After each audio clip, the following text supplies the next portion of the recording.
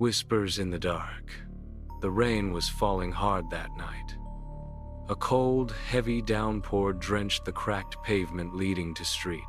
Matthews General Hospital, a place once known for miracles, now whispered about for death. The hospital stood like a dying beast, its windows dull, its walls damp and bruised by time. Inside, the corridors were quiet, too quiet for a place that should have been alive with the sounds of beeping monitors and hurried footsteps. Only the distant hum of an old generator broke the silence. Dr. Amelia Rhodes, a young surgeon barely in her 30s, walked briskly through the hallway, clutching a folder close to her chest. Her shoes clicked softly against the linoleum floor. She had just been transferred here after a renovation project was announced for the hospital's East Wing, the one that contained the old Ward 13. People in the hospital didn't like to talk about Ward 13. Some said it was haunted, others said it was cursed, but officially, it was closed for maintenance.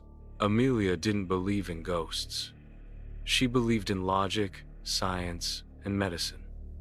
But that night, something about the air inside Street Matthews felt wrong heavy, like it carried the weight of too many unspoken things. The first night. It was her first night on duty. Most of the lights in the hospital were dimmed to save power. Nurse Olivia Hart, her night shift partner, was checking on patients in the new recovery wing. Amelia stood near the nurse's station, flipping through the patient reports when she noticed something odd. One file had no name, only a bed number. Bed 13, Ward 13. She frowned. That must be a clerical error, she muttered. But curiosity itched at her. The file had a recent timestamp. Someone had updated it that very evening. Who the hell is updating a closed ward's files? She thought. She decided to check it herself. The forbidden ward. The entrance to the East Wing was blocked by a chain and a faded yellow sign. Restricted area. Under renovation. But the padlock was open. Amelia hesitated, her breath visible in the cold air. The hallway beyond was pitch dark, except for a flickering fluorescent bulb at the far end. She took out her phone and turned on the flashlight. The beam cut through the darkness, revealing peeling paint, broken tiles, and old medical carts left to rust. When she reached the door labeled Ward 13, her fingers trembled slightly. The nameplate was bent, and there were scratch marks all over the door like someone had tried to claw their way out. She pushed the door. It creaked open with a groan that echoed down the hall. Inside, the smell hit her first: mold, antiseptic, and something faintly metallic. Blood. There were 6 beds in the room, all covered in white sheets, untouched for years. Or so she thought, until her light fell on the last bed near the window. The sheet was slightly wrinkled, and on the pillow was a fresh indentation. Voices from the past. Her heart raced. Hello? Anyone here? No answer. Only the faint sound of water dripping somewhere. She walked closer, examining the bed. There was a patient wrist tag lying on the floor, coated in dust. She picked it up. The name had faded, but one word was still visible. Patient Daniels. She frowned. That name sounded familiar. She had seen it somewhere, maybe in the old archives. Suddenly, a voice crackled through her hospital pager. Dr. Rhodes, please report to Ward 13 immediately. She froze. Her pager shouldn't even be connected to this ward. Olivia, is that you? She said, pressing the button. No reply, only static. Then, the overhead lights flickered once, twice, then went completely out. Her phone flashlight dimmed. The battery drained faster than normal. From somewhere in the darkness, she heard a whisper. A man's voice, hoarse, broken. You came back. Why? Amelia's breath hitched. "Who's there?" No answer, just that low, rasping breath, growing closer. The discovery. She bolted out of the ward, running down the hallway toward the main area. Her footsteps echoed unnaturally loud in the emptiness. When she finally reached the nurse's station, Olivia was waiting there, pale and trembling. "Where were you?" Olivia demanded. "In the East Wing, Ward 13. Olivia's eyes widened. "Are you insane? That place was sealed after..." She stopped mid-sentence. "After what?" Amelia pressed. Olivia swallowed. "After the gas leak. 4 patients died there 3 years ago. One of them was Dr. Marcus Daniels. He used to work here. They said he locked himself in that ward and..." Before she could finish, the overhead PA system buzzed to life again with a loud screech. "Code Blue, Ward 13.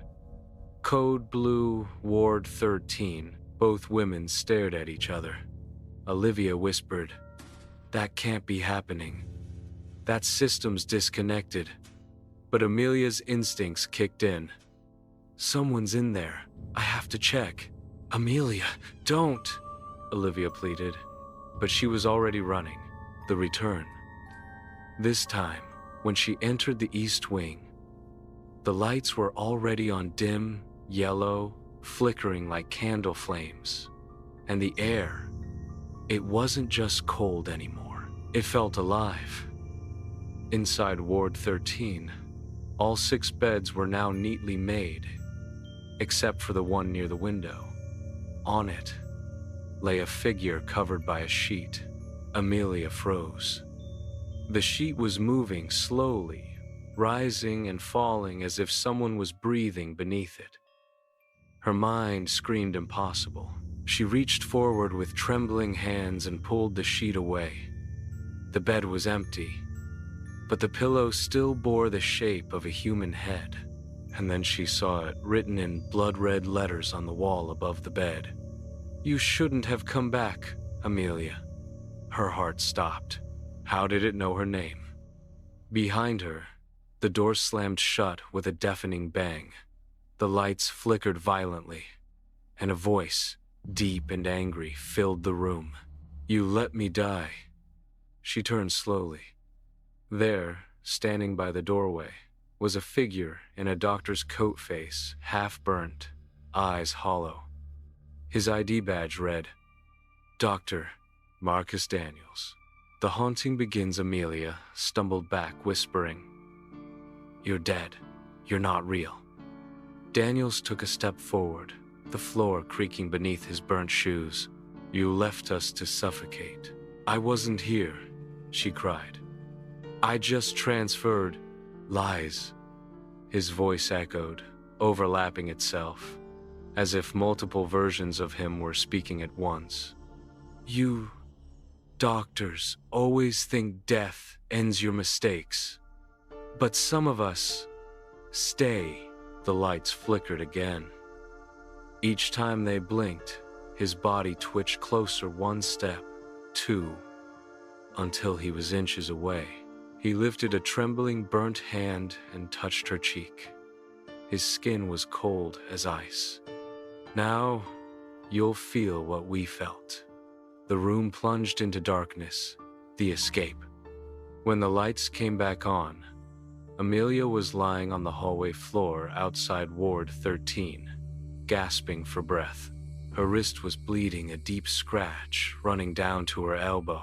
She looked back the door to Ward 13 was now sealed shut again, the restricted area sign swinging slowly in the air. She stumbled to her feet, dizzy and disoriented. As she made her way back to the nurse's station, she saw something that made her stop dead. All the hospital monitors in every ward were flashing the same name, Dr. Marcus Daniels. The sound of heart monitors filled the air, all beating in perfect unison like a heartbeat from something not alive. Olivia rushed toward her. "Amelia, what happened to you? You're bleeding." Amelia tried to speak, but her throat was dry. She handed Olivia the old wrist tag she had picked up earlier. Olivia looked at it, and her face drained of color. "This tag," she whispered. "This patient wasn't Daniel's. This was assigned to someone else. A young woman. Amelia Rhodes."